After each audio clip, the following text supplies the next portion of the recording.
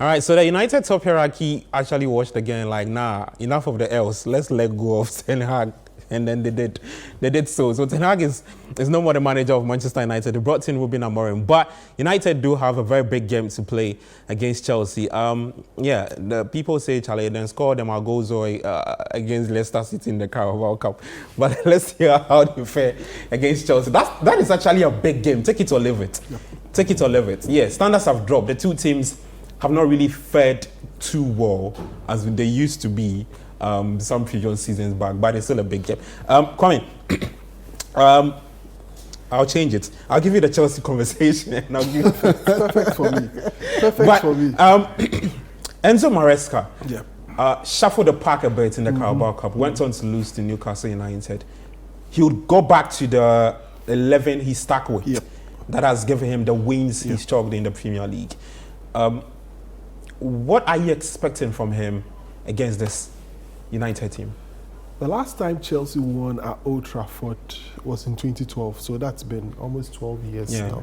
Yeah. And this is one United team that I think had lost confidence in the manager and all of that. So definitely prior to the sack of Ten Hag, I'm sure Chelsea would have fancied, or Maresca would have fancied that, okay, this is a chance for us to perhaps go in there, because you've had teams going to Old Trafford, Spurs scoring 3-0, that's a big team.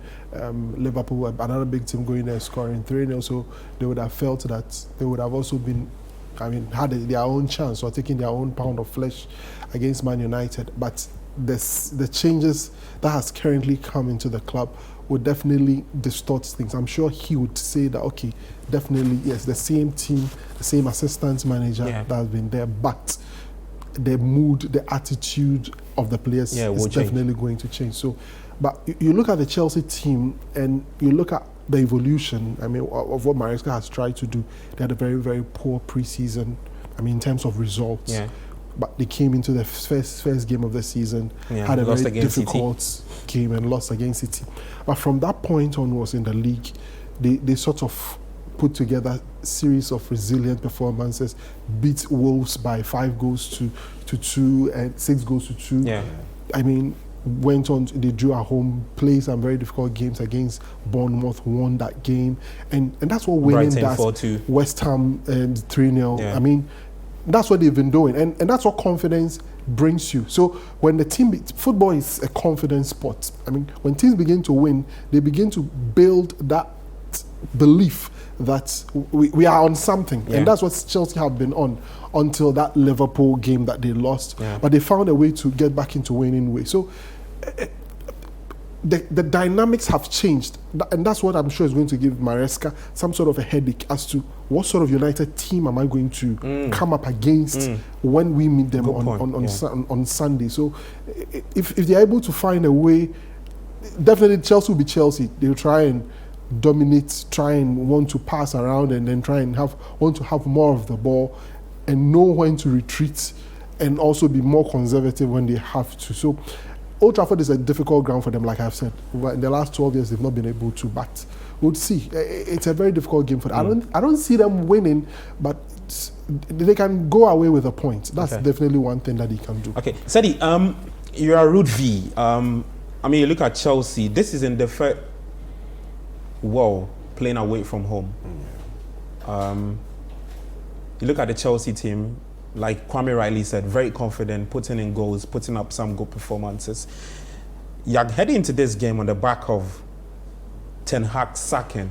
A lot of stories around Ruud Amorim is in. These are outside noise. If you're the manager, what are some of the things that will be running through, and what do you think would be the ideal starting 11, especially if you want to consider what they did against Leicester in the Carabao Cup? Well, for Ruud, and if I'm Ruud van der Stroy, I know that when Ruben comes, I'm out of the door. This is an opportunity for me to show the world on a grander stage what I can do as a manager. And Manchester United have also presented He's been there before too as a player. Yeah, so in fact, like we were just saying off air, he has scored more goals in the EPL than Ten Hag has coached in the EPL. So it's now time for him to tell the world, this is what I can do outside the Eredivisie. So for me, you don't change a winning team.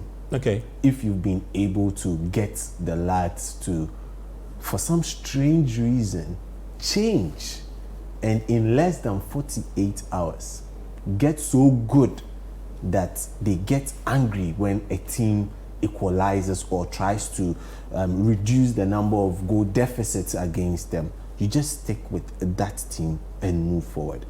One advantage Ruud has over Maresca in this game is they would have already been preparing for this game with Erik ten Hag. Yeah. They would have already been preparing. Yeah. So at least he knows what to do. Okay. But now he needs to also The blueprint add, is there. Exactly. Now he needs to add his part and also add his vibes.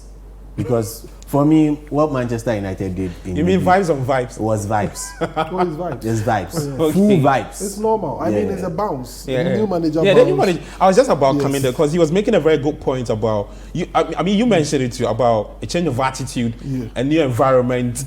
Players would want to react, Yes. and these are the things we see when a team sacks a manager. Yeah. So that's expected, though.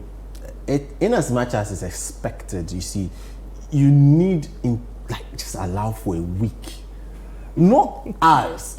If you do this in hours, it means two things: either the assistant was talking to the manager. In this case, Ruud talking to Ten Hag, and Ten Hag refused to listen, or the players decided that they were not going to play for the manager. Now, if you tell me the players decided they were not going to play for the manager, majority of the players in this team were brought by the manager. Yeah. So who is that infectious bag in the team infecting the others? So it's a worrying situation for Manchester United. They were jubilant. I would say that they were jubilant when they scored 5, but I beg them to look at themselves again in the mirror.